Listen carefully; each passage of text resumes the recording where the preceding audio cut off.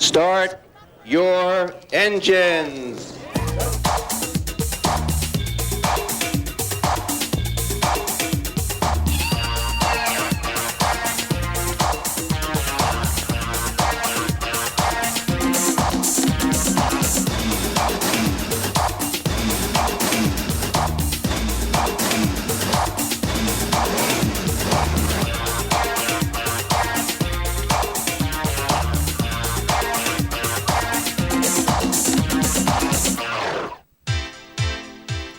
The way it was in '92 when Nigel Mansell clinched the Formula One World Championship with a record number of wins, pole positions and fastest laps. A remarkable feat, the culmination of a lifelong ambition. And naturally, the achievement was celebrated in style with the family at home on the Isle of Man. For 1993, a new challenge. Nigel and his famous Red 5 transferred to the USA. It's history now that the triumphs continued. Another year of success. But on reflection, how amazing that after 12 years in the higher echelons of motor racing, Nigel had never won a title. He'd come close often, but suddenly he'd won twice in succession, incredibly in different championships.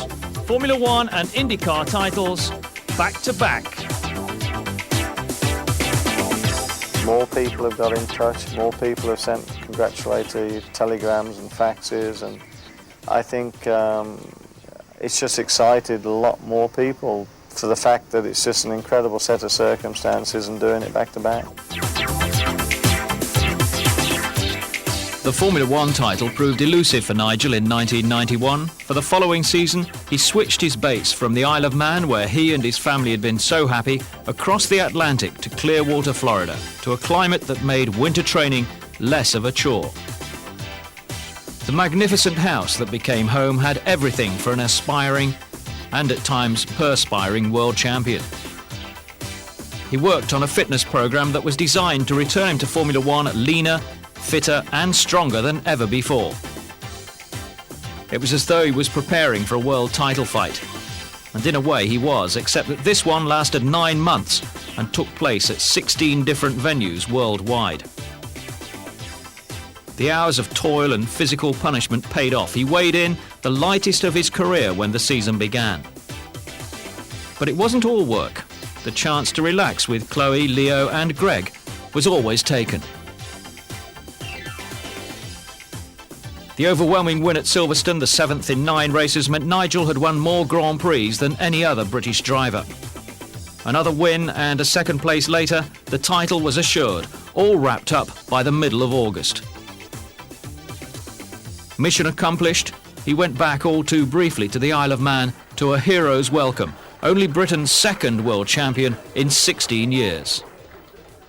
It had been a long road, but ultimately the sacrifices and hardships were worth it. But even though Nigel had achieved his goal, contract negotiations for 1993 weren't straightforward. That became apparent towards the end of the season. At Monza in September, Nigel, objecting to the way the matter was being handled, decided to leave Formula One. A decision that required much heart-searching and dismayed the many thousands of Mansell fans all over the world. His options were limited. Few racing teams had the talent and ambition to satisfy the reigning Formula One champion. But a notable exception emerged. Thanks for coming. Yeah, well, that's a good one, isn't it? I mean, obviously we signed for the Newman Haas team, and that's going to be an incredible new challenge. Can't really tell you much about the cars. I've never driven one, never sat in one. Whatever it's going to be very exciting for everybody. I don't see any reason why Nigel can't do that. I think he's going to catch on quicker than everybody thinks. Nigel's initial outing with his new team was at the Phoenix Firebird circuit. Getting to know the Newman Haas Lola before the start of the '93 season was essential. Built at Huntingdon in England with a Ford Cosworth engine, it's a beautiful, sleek piece of machinery. Unlike Formula One, it's turbocharged, capable of reaching 100 miles an hour in 4 seconds without the aid of an automatic gearbox or traction control. With his great friend Greg Norman, Nigel first went to explore the circuit in a hired Cadillac.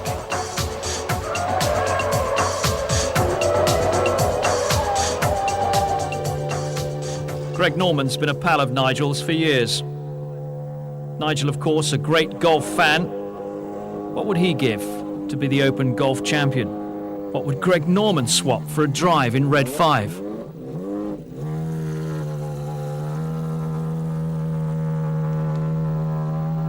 Nigel out on the circuit for the first time at real speed. The new boy's settling in well. It takes time to discover all the subtleties of character of a racing car. Indy racing's quite a change from Formula One. Just how much of a change is apparent at the very start. Literally, it's a rolling start rather than static from a grid. Incidents on the circuit frequently bring out the yellow caution flag, and the field packs behind the pace car. By slowing the race down for a couple of laps, it's a system that makes for close, exciting racing, one that's been adopted by Formula One in the last 2 seasons, in an attempt to improve the overall spectacle of Grand Prix by providing races within the race. Pit stops are major parts of IndyCar racing. Unlike Formula One, it's not only a chance to change tyres, but to refuel as well. Methanol pumped into the 40-gallon tank at a standard rate. Perhaps the most notable change is that 6 of the 16 races in the IndyCar season are staged on banked ovals. Simply designed for high-speed racing, it's a technique that's foreign to drivers outside North America. When Nigel first decided to pledge his future to IndyCar racing, the cynics declared that the ovals would be too difficult for him to master in his first year. The Newman-Haas team tested frequently at the Phoenix International Raceway pre-season. The most common advice given to IndyCar's most famous rookie: don't forget to turn left. In the heat of the Arizona desert, Nigel put up some impressive times. Watchful eyes on his progress, confidence growing all the time on both sides of the pit wall. At the end of a successful first test, celebration, a series of controlled spins to delight the onlookers. Nigel arrived back having learned all about his new Red 5. There was certainly no doubt about its power or its strength. What we have in front of us now is my potential race car for the Indy World Series. Obviously it goes without saying that the single biggest difference between Formula One engine-wise and IndyCar is the engine, which is turbocharged. This develops probably a little bit more power than the aspirated engine, and certainly a little bit more torque. You don't feel it too much more because of the weight of the car on acceleration, deceleration. Just moving around now to the front, we have the availability that when we make a pit stop, we can actually adjust the front wing. So if we have an understeering car or an oversteering car aerodynamically, we have literally the facility to either turn this in or turn it out. If we've got too much oversteer, then obviously we'll lower this wing just a little bit, 1 or 2 turns. And equally, if we've got too much understeer, then we'll bring this flap up and give the car a little bit more downforce at the front. The gear lever. I haven't had one in the Williams for a few years, and a little bit of nostalgia there. It's the actual same knob that I won quite a few races with the Williams team. The one thing that you can see, especially on an oval, is how strong everything is. Everything's very, very solid, and of course it has to be because of the G-force that you're actually pulling. This is the air jack. You put the air jack in top of there, and that's what lifts the car up very, very quickly indeed. And you've got to be careful your feet are nowhere near in case it collapses. The incredible thing is with an Indy car as opposed to a Formula One car is that before you get into an Indy car at a race meeting on an oval, you think that it's been in an accident already. I mean, if you can see, the whole thing is tilted. If I just move out the way here, can you see? The whole thing is preloaded to the left. And the car's always turning left, which going into the left-hand turns is sort of fairly important. But the problem is, as you come out the turn, to go straight, you must exert a lot of force in the opposite direction to keep the car going in a straight line. The two men who made the unlikely possible and brought Nigel to IndyCar, Paul Newman and Carl Haas, co-owners of the race team, partners for a decade. The challenge coming into focus as the first race was less than a month away, and testing continued apace at Phoenix. The track deserted, except for the crew and the media. For those from Britain, a whole new experience. But not top of the bill here, Paul Newman, one of the excited onlookers on pit road. Even hand-timed, Nigel was quick, breaking the unofficial lap record. Rapid progress indeed, the boss obviously impressed. The signs were good. Those initial outings cemented the solid relationship within the team for the season. Nigel was following a popular, capable driver at Newman Haas in Michael Andretti, a former champion. He was teaming up with his father, Mario Andretti, but straight away he'd proved he was out of the top draw. Now time for business, but first, smile please.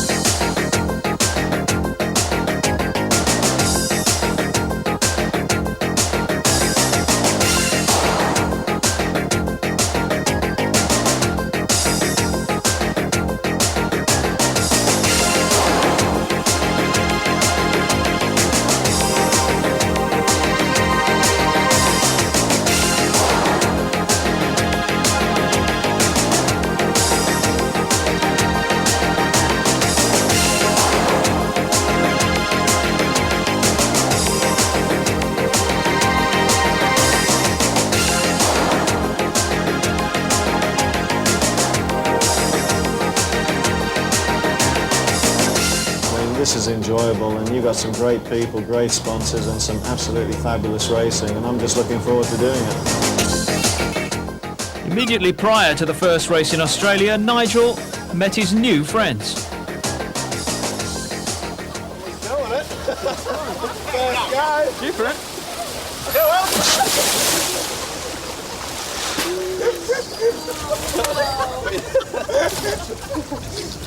How was that for the first attempt? Oh boy. But the rocket ride is the one that counts.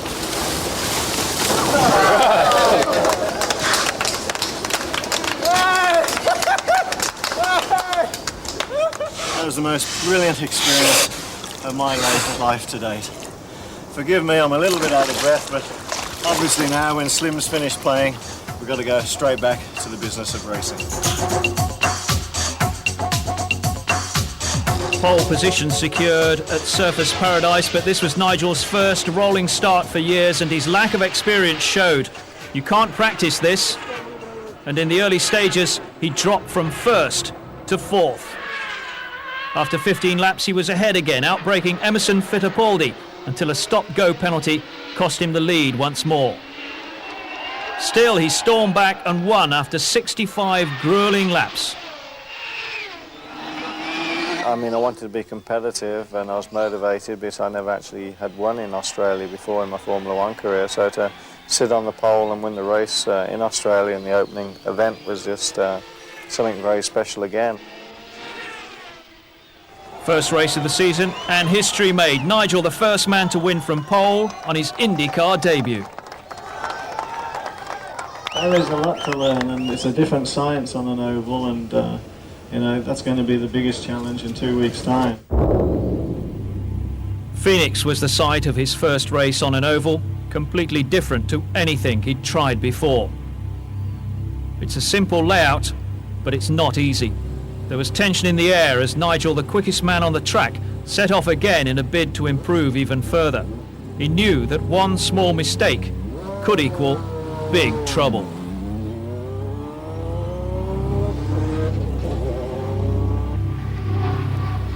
It happened.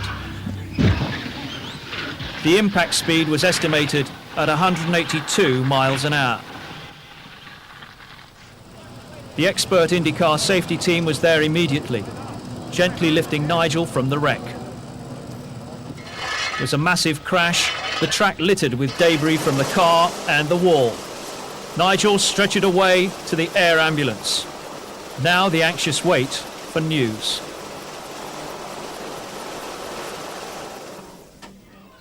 Concussion, said the doctors initially. Roseanne was kept busy with well-wishers, concerned about the new guy in the hole-in-the-wall gang. Needless to say, I must apologise to all of you out there for not being able to compete in the race tomorrow. You obviously know the reason why. But I mean, I tell you, no one ever in the history of Phoenix Raceway has ever punched a hole in the concrete wall. And apparently we did that. On race day, Nigel flew back home to Florida. Should be at the racetrack, as you know. But we're just about to fly off back to Florida. Hopefully by mid-afternoon I'll be being readmitted to hospital.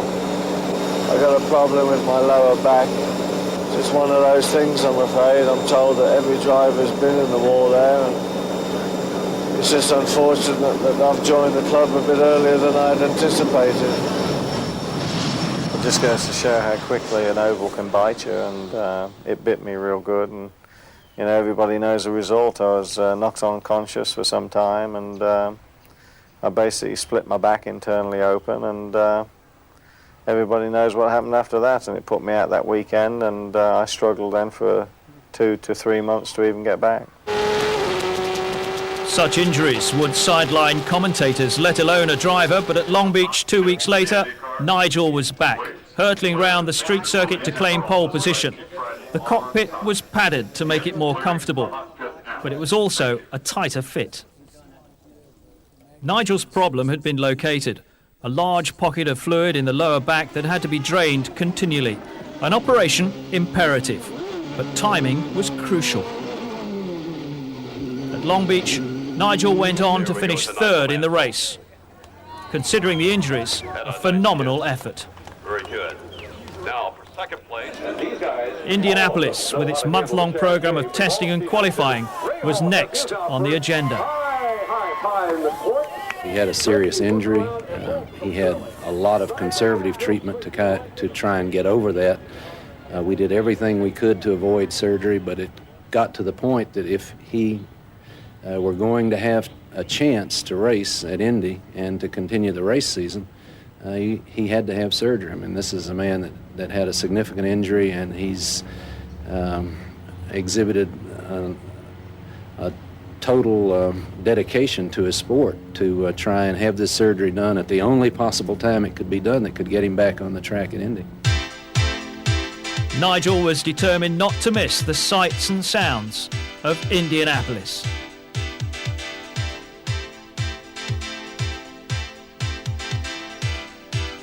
It was a great result for him. In the world's toughest race, he came home third after leading into the closing stages.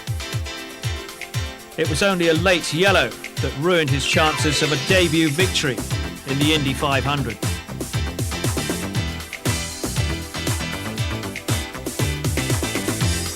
A week after the grueling race at Indy, on to Milwaukee, with his 3 greatest fans there too. Nigel had learnt all he could about oval racing by now after the experiences at Phoenix and Indianapolis. At Milwaukee, he was simply unbeatable. Pit, Nigel, pit! Into the pit, coming into the pit.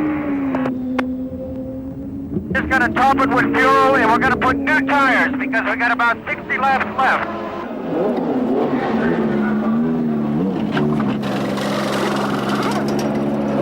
Get ready. Redo your meter. This will be pretty quick. Okay. Out of the pits for the run to the flag, but again a caution had closed up the field. I mean, I jumped that restart as early as I thought I could jump it, and yet coming out of that the fourth turn to the green flag, I looked in my mirrors and it was full of the orange car and yellow car of Ralph Mansell. A fine win, Nigel's first on an oval, confirming him in the lead of the championship. But there were still 11 rounds to go. Good job, champ. Great job. Hell of a job. Woo! Yeah, didn't get me that time on the restart. I know it. We had confidence in you. Thanks, everybody. Great job. Golf has proved the ideal pastime for Nigel, if pastime's the word for such a competitor. Fitness can't be risked playing contact sports, at least not too often. Nigel's an accomplished golfer, single-figure handicap. The chance of a game rarely declined. Bobby Rahal, one of the first to suggest a round. So, I'm one up. We'll just ignore right now. one up, yeah. In 1992, Rahal won his third IndyCar championship, his first as an owner-driver. One of America's most popular sportsmen, he says his golf handicap is about 10. So we're just having a bit of relaxation, and what do you think of it so far? Today? Yeah. Well, I'm 3 down, aren't I? So it could be better, but it's been fun.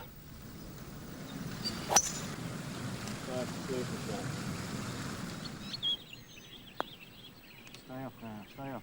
Great putt. Great putt. Get in, beauty. Fabulous 3. Well, as you can see, he's come into his own now. He's come back. We're level going into the last hole. Birdie on the last hole. He saw the up and down there. He's a bandit. Now I'm going to get a reputation. Yeah. Good ball there. Absolutely. Good ball there. All right, good ball. Oh, talked him into it. Go on, ball. Go on, ball.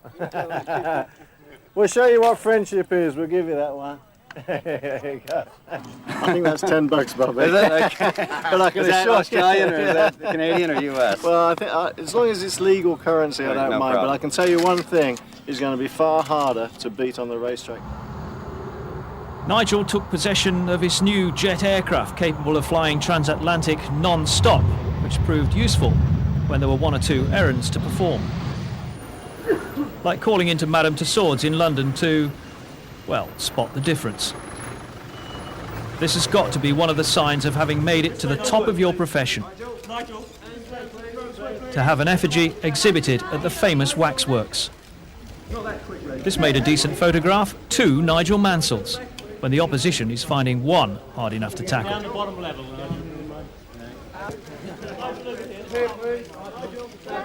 And the occasion wouldn't have been complete without a celebratory drop of bubbly.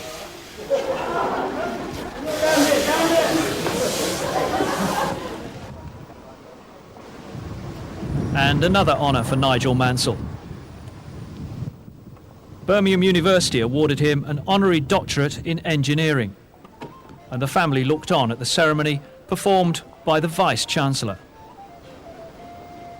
Virtue of my authority as Vice-Chancellor, I admit you to the degree of Doctor of Engineering, honoris causa.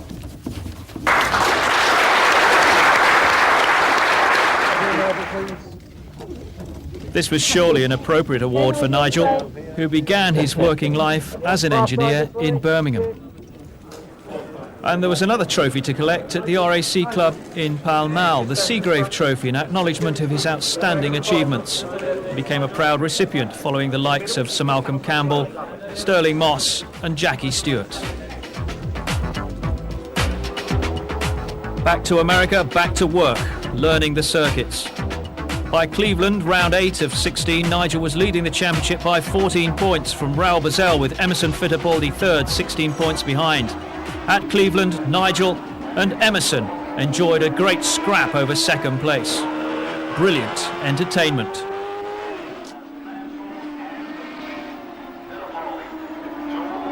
One of the local sports writers in Ohio described this battle as being like watching 2 heavyweight prize fighters slugging it out with lefts and rights for the World Championship.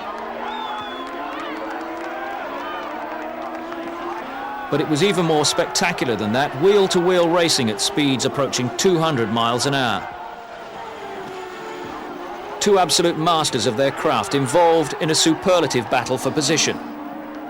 No question it was exciting and dangerous, but these 2 kept up an incredible level of competition without being reckless.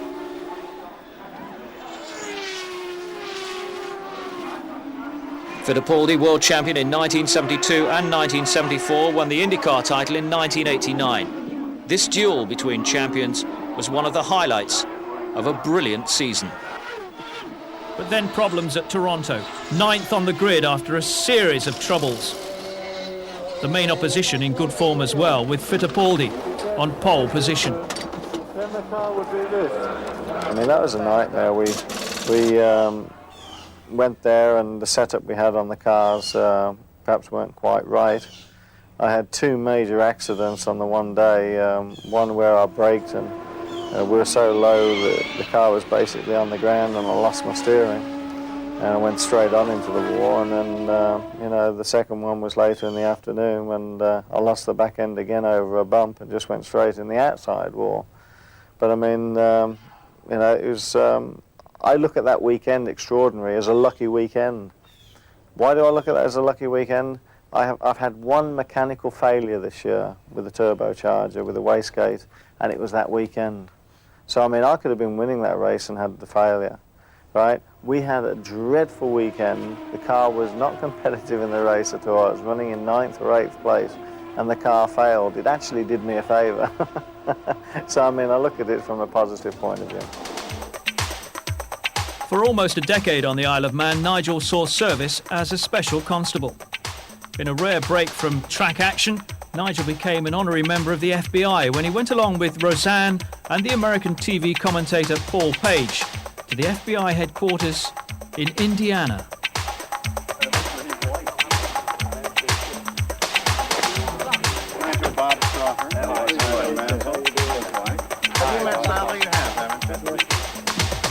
Well, there you have it. Honorary member of the FBI, so be careful.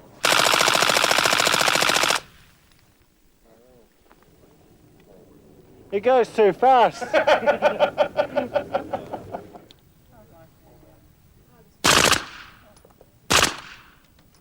All there is to it.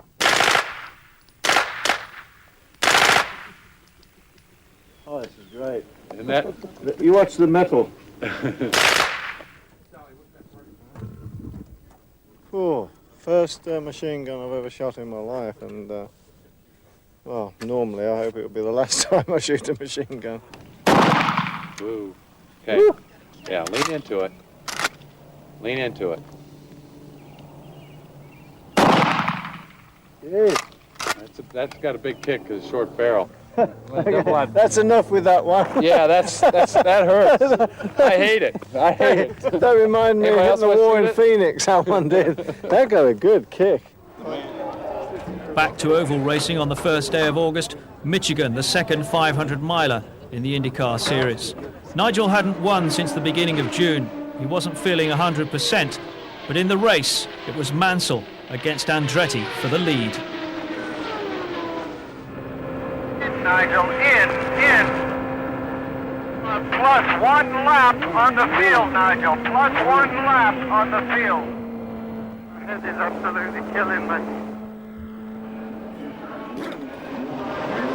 At the pit stop, aspirin was added to Nigel's water bottle. I don't feel too good. Hey, we got about 85 laps to go. You don't reset the meter if you want.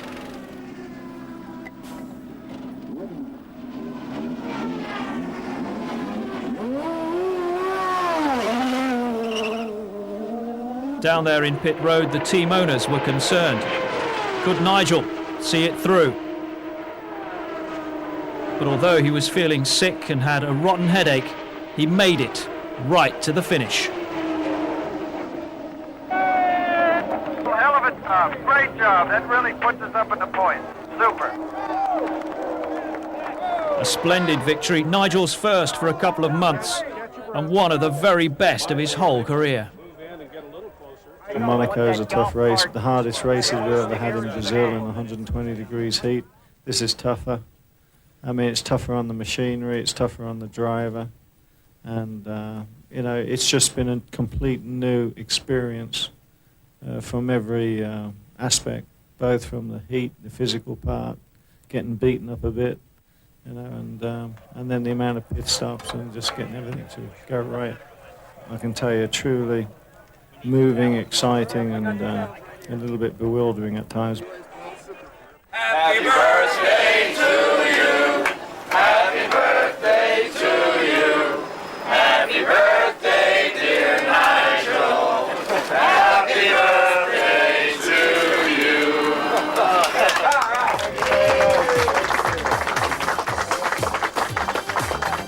A double celebration in New England. First, Nigel hit the big 4-0, and then he won the race. His second victory on an oval in a week. Yeah, I mean, what a birthday present. I mean, if you've got to turn 40, that's the way to do it. And, you know, I just said to myself on race day, well, you haven't given yourself a really good birthday present of late, so let's win today. Up until 10 laps to go, you know, I'd almost said, you know, you've got to settle for third place. And then I said, I'll try to turn the boost up a little bit, and I went to 6th gear, which was the highest gear, but I thought if I could slingshot out the corners a little bit more and I was getting loose, perhaps I could just pull an extra few revs. And sometimes the trick is go in a higher gear, drop the revs and increase the boost so it doesn't pop the valve. And it worked for me, and as you saw, we just had an incredible race those last 10 laps. Oh, this is it! Mansell takes the lead with 4 laps to go. What a move! And New England really was some victory, fighting back after a delay in the pits to take Fittipaldi and Tracy. A deserved win, a race that will be remembered for Nigel's daring and racecraft. What a birthday present you gave us. Great job, great job. Fantastic. What a great race that was. Fantastic, Paul. Fantastic, Emerson. By now, Nigel was leading the championship by 25 points with 5 rounds to go. And Chloe was the first in line for the hugs from Dad afterwards. She knows he's a star.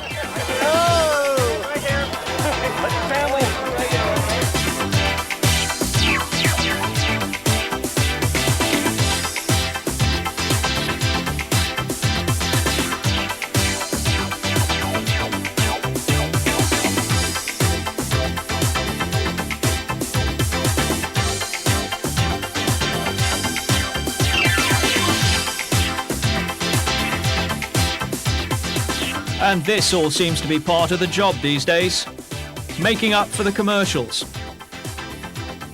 Some say they're better than the TV programs. It could be. They take just as long to make. And just look at the extras.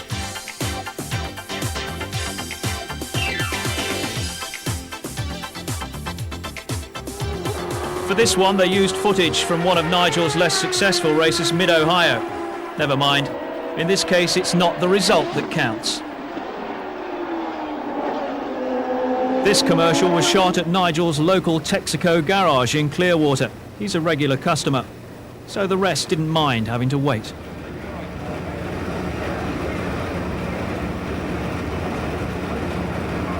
It's amazing what's going on, but I'm really grateful for the stand-in because it's currently about 100 degrees and he's setting up all the rehearsal, getting the shots and the camera angles exactly right, and then when it's all ready to go, then I'll suit up and jump in the car and reenact it. And Mansell takes the lead, but he's due for a pit stop.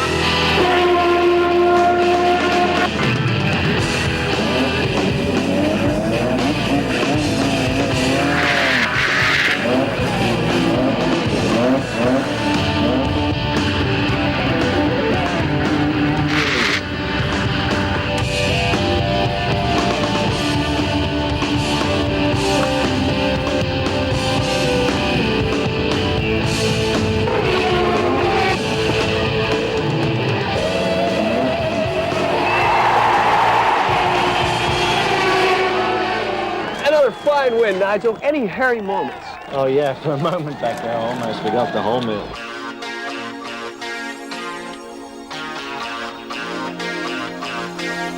Going into the penultimate race of the season, there were just 2 championship contenders left.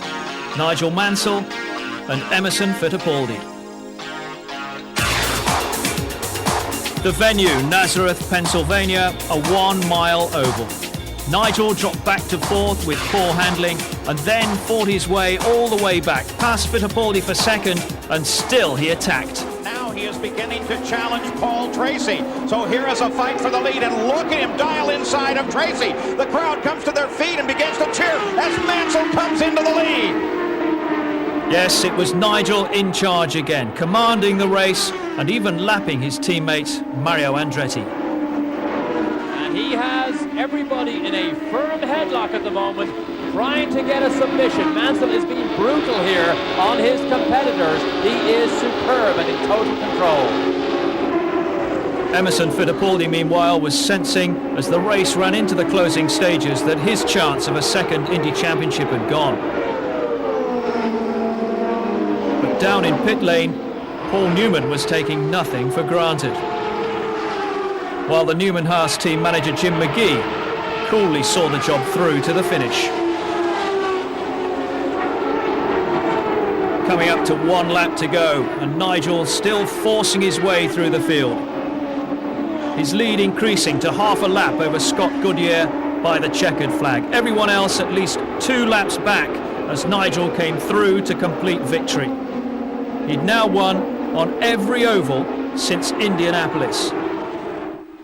Great job, Nigel. Great. Yay! The championship. That's it. We did it. Is Emerson finished? Job, champ. What a deal. Is Emerson finished? Emerson finished 5th. You're the champ. You're the champ. Ah, fantastic! We've won the championship! Yes! You won it! You won it! Everybody, you've just done a fantastic job. I can't thank you enough. We've definitely won the championship as well, yeah? Hey, great job, guys. And this was just the start of the celebrations. A rookie had clinched the title. Nigel Mansell, the first Englishman and the first rookie to win the championship since it all began back in 1916. Congratulations there from Scott Goodyear, second on the day that history was made. And Roseanne, Nigel's wife, best friend and supporter. The decision to leave Formula One for the States now vindicated. And everyone else queuing up to offer their congratulations. The triumph was complete. Nigel Mansell, IndyCar champion for 1993. It makes you feel so proud. I mean, the feelings I have are exactly the same, if not better than the feelings when I won the World Championship last year. And I think last year I had a lot of things going my way. Number one, I didn't have a major accident at the second race, and I didn't have to undergo an operation during the course of last year. And there's no question we had some great backing and great machinery behind us. What makes this so special is how close it was. And, you know, I'm just grateful to all the sponsors, but I can't thank Carl and Paul publicly enough for, you know, making a very, very special dream come true. The picture of the season. But just one more question, Nigel. How about next year? Hollywood, perhaps? Nigel! Nigel! Nigel, look! We need you back in Europe. Oh, boy, I don't know. Here's the deal. You get everything you're getting now, plus the best car. Everything I'm getting now? Everything. Texaco fuel, Abilene oil? No. I'll get back to you on that. Who was that guy, Nigel? Just someone after my autograph.